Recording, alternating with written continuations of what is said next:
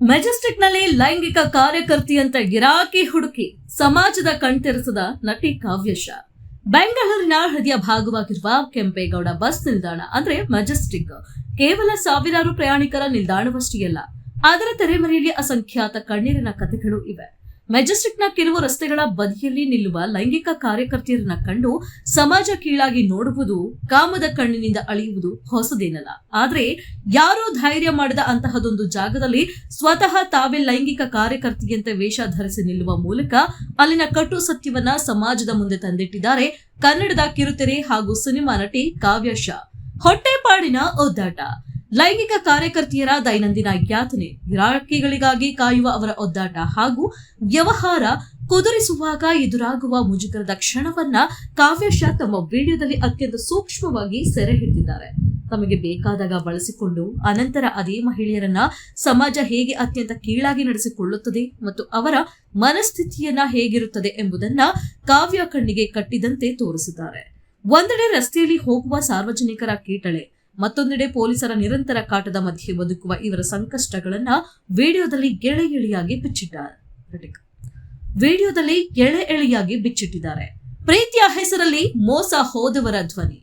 ಈ ವೃತ್ತಿಗೆ ಬರುವ ಬಹುತೇಕ ಹೆಣ್ಣು ಮಕ್ಕಳು ಇಷ್ಟಪಟ್ಟು ಬಂದವರಲ್ಲ ಎಂಬ ವಾಸ್ತವವನ್ನ ಕಾವ್ಯ ಇಲ್ಲಿ ನೆನಪಿಸಿದ್ದಾರೆ. ನಂಬಿದವರಿಂದಲೇ ಪ್ರೀತಿ, ಪ್ರೇಮದ ಹೆಸರಿನಲ್ಲಿ ವಂಚನೆಗೆ ಒಳಗಾಗಿ ದಿಕ್ಕು ತೋಚದೆ ಕೊನೆಗೆ ಹೊಟ್ಟೆಪಾಡಿಗಾಗಿ ಈ ಕರಾಳ ದಂಧೆಗೆ ತಳ್ಳಲ್ಪಟ್ಟ ಅಸಹಾಯಕ ಮಹಿಳೆಯರ ಪರವಾಗಿ ಕಾವ್ಯಶಾ ಧ್ವನಿ ಎತ್ತಿದ್ದಾರೆ.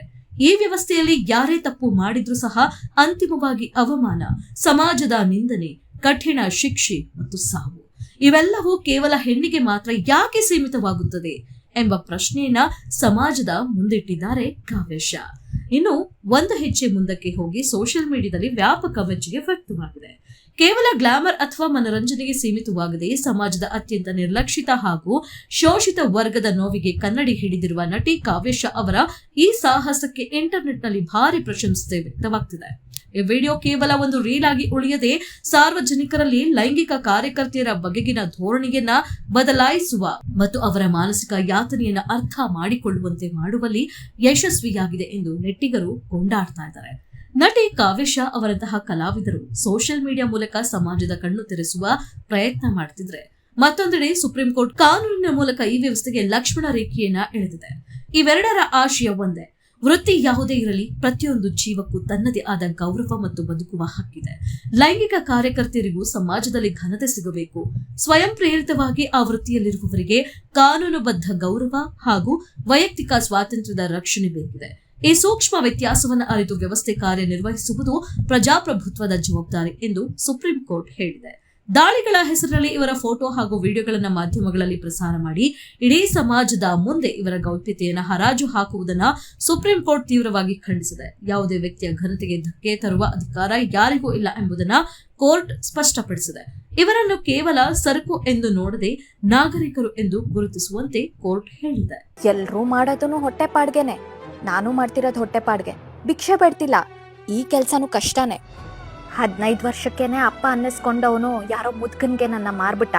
ಆ ಮುದ್ಕ, ಅವನ ಮಗ, ಅವನ ಸಂಬಂಧಿಕರು ಯಾರೂ ನನ್ನ ಬಿಡ್ಲಿಲ್ಲ. ಅವನ್ ಸತ್ತೋದ ಅಂತ ಇನ್ನೊಬ್ಬನ್ನ ಲವ್ ಮಾಡಿ ಮದ್ವೆ ಮಾಡ್ಕೊಂಡ್ರೆ ಅವನ್ ನನ್ನ ಮೆಜೆಸ್ಟಿಕ್ ಕರ್ಕೊಂಡ್ ಬಂದು ಕೂರ್ಸಿದಾನೆ.